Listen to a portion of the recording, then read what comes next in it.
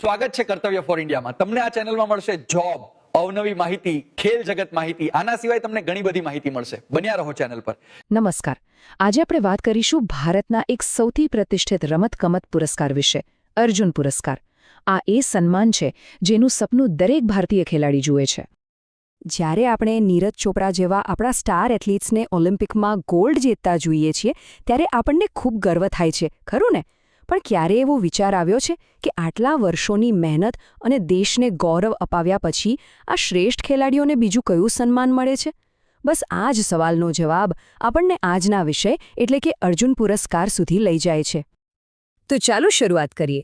સૌથી પહેલાં તો એ સમજીએ કે આ અર્જુન પુરસ્કાર છે શું અને એનું આટલું બધું મહત્વ કેમ છે.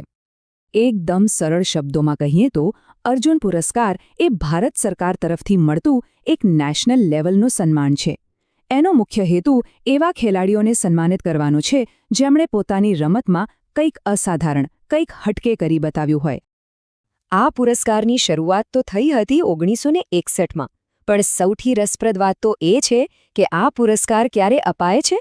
29 ઓગસ્ટે.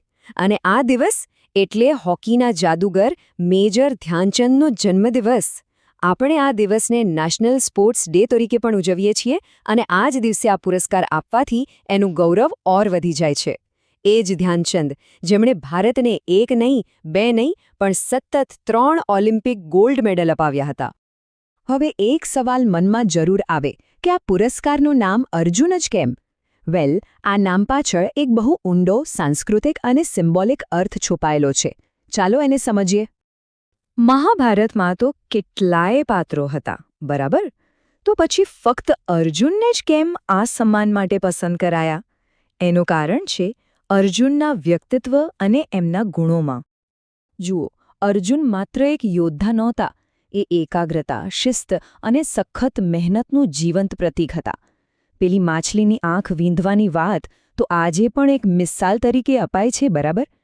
તો આ પુરસ્કાર બસ એ જ ગુણોને આજના જમાનાના ખેલાડીઓમાં સન્માનિત કરે છે.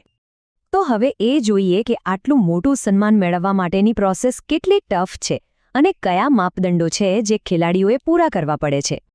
આ પુરસ્કાર મેળવવો કોઈ રમત વાત નથી.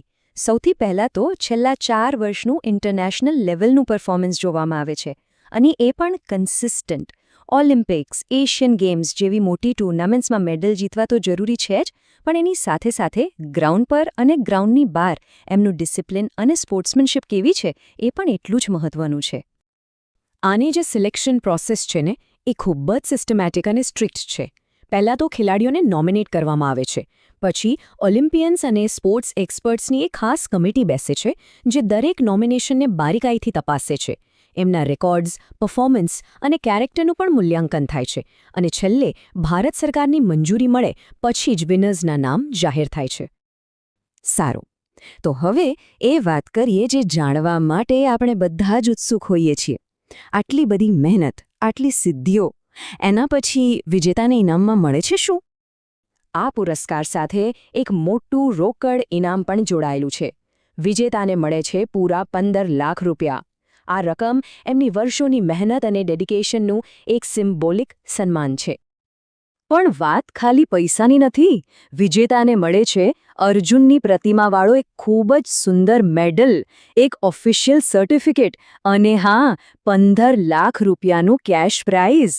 આ મેડલ અને સર્ટિફિકેટ તો આખી જિંદગી માટે ગૌરવની નિશાની બની રહે છે. આ પુરસ્કાર જીતવો એ ખાલી એક એચિવમેન્ટ નથી, પણ એ ભારતીય સ્પોર્ટ્સના ઇતિહાસમાં નામ નોંધાવી દેવા બરાબર છે.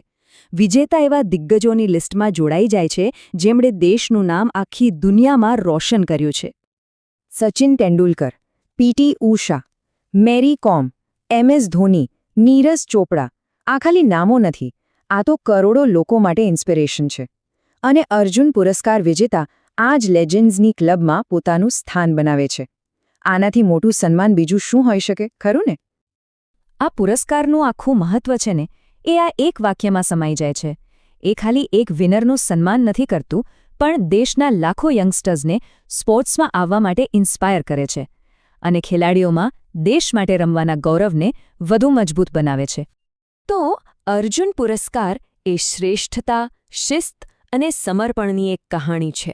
આ એક એવો વારસો છે જે પેઢી દર પેઢી આગળ વધતો રહે છે. હવે જોવાનું એ છે કે આ વારસાને આગળ કોણ લઈ જાય છે અને ભારતીય રમતગમતના આકાશનો આગામી સિતારો કોણ બને છે.